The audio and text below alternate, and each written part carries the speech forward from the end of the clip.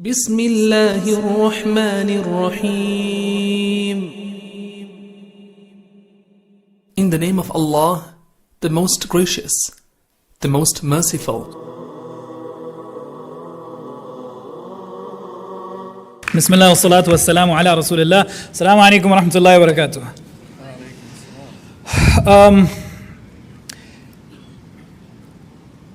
Ideally, if we were to do our job right, as mental health professionals, what defines our very profession, those one-to-one conversations, that therapeutic space, there should be no need for that. Which is why what the brother just mentioned with respect to Sister Susie and how much outside of the clinical space has to be done. It is not imaginable, it is not conceivable that the mental health burden that exists in the world today, that you have enough mental health professionals to match that burden. The mental health gap, as we call it, is too extensive. In the most resourceful of countries, you do not have enough professional expertise to manage the burden of depression, of anxiety, of suicidality, of drug dependence. It is not possible. What is necessary in order to meet this challenge, this mental health pandemic, is community education, is community engagement, is developing families. It's to make sure that whatever it is that we have to specialize to do in a therapeutic clinical space is something that is being offered by your friend, a shoulder to cry on, a space to express yourself, something that you can do with your mom, with your sister, with your brother, with your father, with your children. We have to create these safe spaces. Why does the therapeutic space have to be the only safe space? Why do you have to pay strangers like me hundreds of dollars in order to be heard, in order to feel compassion, in order to feel valued, in order to feel what value Allah has created you with inherently? Why does it become so hard? Why do we have to pathologize and demonize mental health experiences for them to get any attention whatsoever? Why is it that being human is no longer acceptable? That the experience of fear and sadness is somehow a demonic experience. It is somehow not acceptable. Something that the examples that Sister Susie gave, she covered very adequately. That if we're going to be so judgmental about people who are experiencing human emotions, then do we have the audacity to carry those judgments to prophets themselves, about whom the Quran very blatantly talks about their humanity? How Rasulullah sallallahu alaihi wasallam, the first wahi that he experiences, he thought that this is it. I'm done for. Either I'm a majnoon or a sha'ir. And he's coming down from that mountain and he's thinking, I should just jump off. People are going to look at me as a sha'ir or a majnoon. I do not want to be known like that. Why don't I just jump? He is literally thinking that. When the wahi it ceases for some time, Rasulullah sallallahu alayhi wasallam looks within himself and he says, maybe I've done something wrong. Maybe I did not live up to that responsibility. Allah provides him therapy. وَالضُّحَى وَاللَّيْلِ إِذَا سَجَى مَا وَدَّعَكَ رَبُّكَ وَمَا قَلَى. There's night and day. Allah swears by night and day. For you to be able to appreciate day, you have to experience night, and vice versa. That doesn't mean that your Rabb has abandoned you. That doesn't mean that you've been left alone. And then the favors are recounted, beautiful surah in its entirety as to how Rasulullah sallallahu alaihi wasallam's need was responded to by Allah subhanahu wa ta'ala. And that does not cease, that continues as Amul Huzn we just learned about. How that grief for Khadija radiallahu ta'ala anha, that entire year Rasulullah sallallahu alaihi wasallam did not smile. He did not smile. When a sahabi, when Rasulullah sallallahu alaihi wasallam is coming back from an expedition, and he sees a particular sahabi his shoulders are drooping, he's sad, he's just walking a little slow, he's lagging behind. Jabir, I believe his name was, radiallahu ta'ala anhu. Rasulullah sallallahu alayhi wasallam sees he's upset. He falls back to be with him, to talk to him. And he shares his concerns, he shares his emotions. Not once in that entire hadith, relatively long hadith. You will not find a hadith that long typically. Rasulullah sallallahu alayhi wasallam has that entire conversation with him about his sadness, about his grief, about his responsibilities, about the apprehension that he fears that he has with respect to his economic situation, about his family life, about his married life, about his sexual life.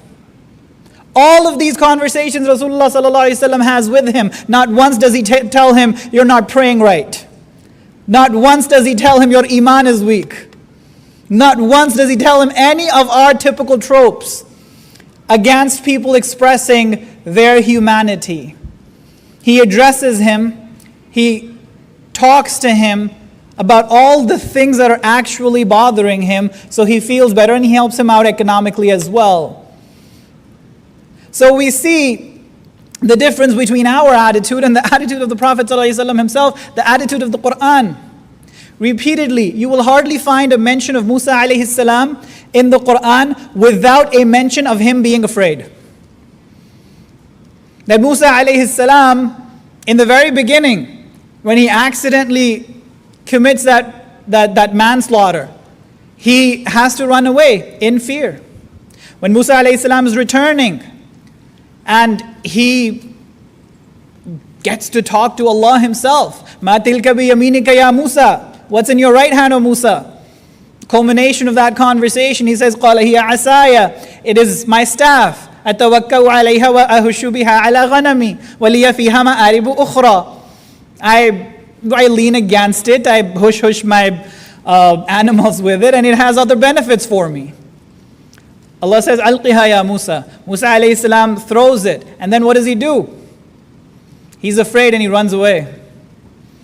He's afraid and he runs away. The first time he was afraid, he ran away to a different city, Madian. All the way from Egypt to Madian. That's how afraid he was. This time when he's afraid, he runs away. Allah calls him back and says, don't worry. People of your nobility, of your stature, they don't have to be afraid in my presence. And then he's told, اذهب إلى فرعون. Musa alayhi salam responds, Ya Allah, I'm afraid. I need help me with my brother. He sends with him his brother, then both of them say, Ya Allah, we are afraid. He's acknowledging his fear, but he's not running away anymore. When he's in the court of Fir'aun, and he has that encounter with the magicians do what Musa alayhi salam understands he's going to do. He experiences فَأَوْجَسَ فِي نَفْسِهِ خِيفَةً. He experiences this fear inside of him. What if the people think I'm doing the same thing they're doing? Because they just cast this illusion in the eyes of people and they think it's magic. Allah subhanahu wa ta'ala reassures him yet again. But you see in each mention of Musa alayhi salam's fear, his response is less and less of running away. To the point where he gets to he's leading the Bani Israel away from Fir'aun, and they come to that water body, the sea or the river, whatever it was, and his people are telling him, Musa, what have you gotten us into? Water in front of us, we drown. The army of Fir'aun behind us, we're done for. At that point, Musa alayhi salam exhibits no fear. قَالَ كَلَّا. He says, no way. إِنَّ مَعِيَ رَبِّي سَيَهْدِينَ. With me is my Rabb. He will guide me. In a prophetic journey, you see the evolution of fear as to how the response to it dissipates. And look at our audacity. We expect from children, from young adults, from people who are barely on their spiritual journey, the response that Musa alayhi salam is given in his most mature state of iman. We want them to become robots. We want them to shed those emotions altogether. Where is that audacity? Do we have that audacity to judge Ya'qub alayhi salam, where he cries himself to blindness for the memory of Yusuf? Where is that judgment when Yaqub alayhi salam tells his sons, I will soon forgive you. I'm not ready to forgive you just now. I don't have it in me. To recognize the human side. That's why Allah did not send angels as prophets. He sent humans as prophets. So we could relate, we could identify. There is another pole, another extreme pole that talks about human emotions with such a self-obsession, if you will, and that is natural for a culture of individualism, to the point that they would tell you, do not worry about people in another part of the world. Why do you torture yourselves with all of these traumatic images from Gaza? Be kind to yourself. Be good to yourself. Love yourself. Preserve your mental health. And do not worry. Do not expose yourself to all of these painful images. A worse demonstration of psychology there never was. For we know that such a degree of self-obsession, such a degree or quote-unquote self-love, it is counterproductive. That when you focus so much, so where there was that extreme where you don't want to talk about emotions at all, and you just strengthen your iman and forget about it, we spoke about in detail as to how that's an extreme and how messed up that is, what kind of consequences that brings. But that does not mean that we jump to the other extreme altogether, inside out. All there is emotions. All there is happiness and joy and how to embrace all of that. We do not want to indulge in that culture which looks at self-satisfaction as the primary ideal, which looks as pleasure as the primary motivation, and sees everything to be motivated by pleasure, by this pursuit of happiness. For we know that this very pursuit of happiness is what thwarts happiness. The more you pursue happiness, the more it evades you, the more elusive it becomes. As Frankl says, it's the butterfly. The more you chase after it, the more it runs away. The more you forget about it, the more it comes and lands on your shoulder. So that tranquility, that mental resilience, that which comes with a spiritual religious journey, and I emphasize the point that it's a journey, which means it's a long process. And to gain that strength requires persistent effort and means we will falter, we will fall, and we will need support. We will need each other in that journey. Nevertheless, for that resilience to be developed, it is to be understood that that resilience, that spiritual maturity, that religious practice is being done for the sake of Allah, not primarily for the sake of happiness.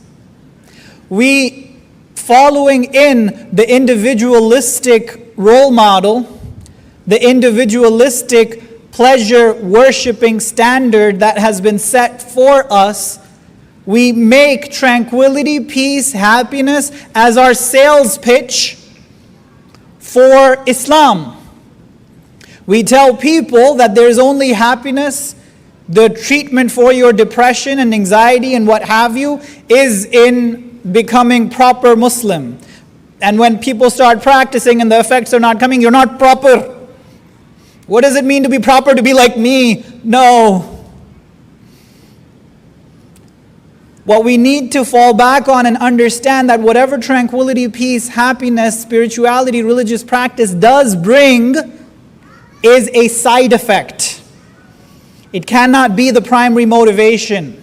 For whenever the primary motivation becomes something immediate, for something which is essentially a spiritual ideal, an afterlife ideal, a relationship with Allah, that's supposed to be the primary motivation. the pleasure of Allah, not my personal pleasure. For when I do that, when I make my personal pleasure the ideal, and I indulge and engage in all of these religious activities and spiritual journey and my knowledge and all of that, and I don't see the results, then there develops a resentment. It's not fair, and we hear all the time, it's not fair. I've been praying for so long. Why doesn't God listen to me? Why do I still feel this way?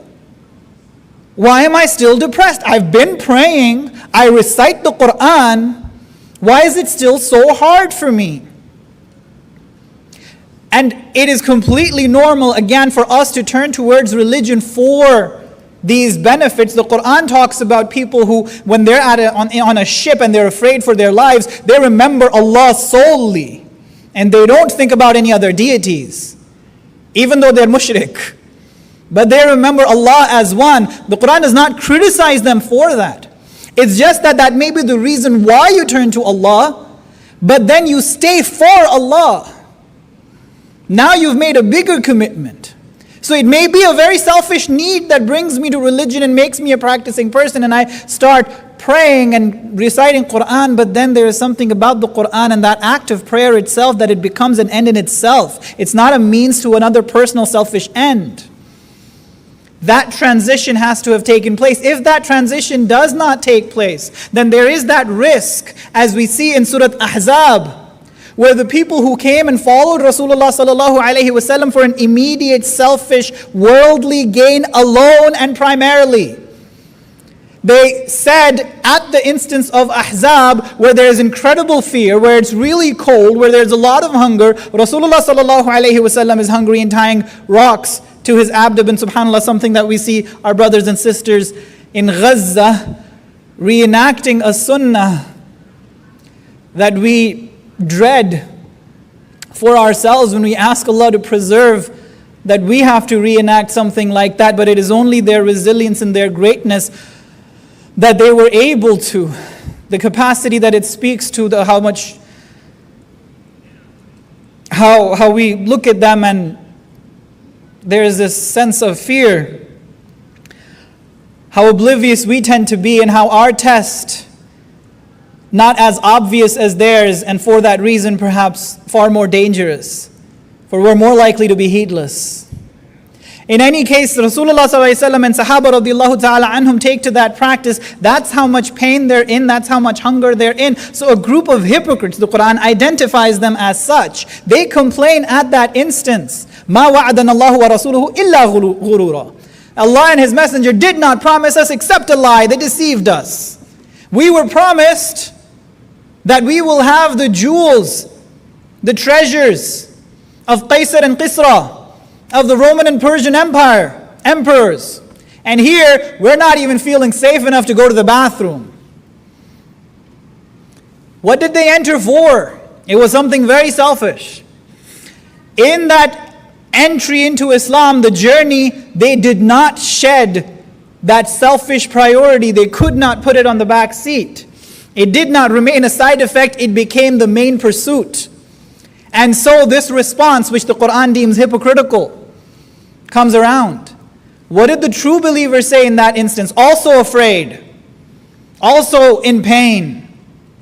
هَذَا مَا وَعَدَنَ اللَّهُ وَرَسُولُهُ. This is exactly what Allah and His Messenger had promised us. وَلَنَبْلُوَنَّكُمْ بِشَيْءٍ مِّنَ الْخَوْفِ وَالْجُوعِ وَنَقْصٍ مِّنَ الْأَمْوَالِ وَالْأَنفُسِ وَالثَّمَرَاتِ.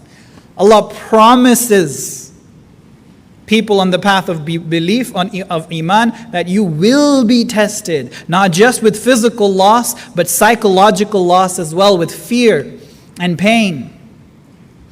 A loss of the fruit of your own efforts. All of that is part of the journey. So to normalize in this spiritual journey, in my relationship with Allah, again, one of my inspirations, I mentioned him in the other talk as well, Allama Iqbal, founding father of Pakistan. For him, part of his poetry, you would see him saying to Allah, praying to Him, do not take my sadness, my grief, my emotional pain, do not take it away from me, Allah. He would pray for that to be sustained. Why? Because it puts the pain of my ummah, of humanity in my heart, and it allows me to do what I do. I don't want to be numb. I do not want a mechanical reaction to an abnormal situation. I need to respond to a painful situation with pain. My son's 11 years old. He was watching one of the documentaries speaking about Palestine and the plight of the people in Palestine. I walk into him and I see him crying. I ask him, "What are you doing?" And my compassion as a father overtook me, and what I just criticized as bad psychology, I said just that. I said, "Why don't you stop watching for a bit if it's hurting you?" His response to me was, and he quoted Umar series, which he had seen a week before that. He said, Umar radiallahu ta'ala anhu in that series said, "How can I help a people whose pain I do not feel?"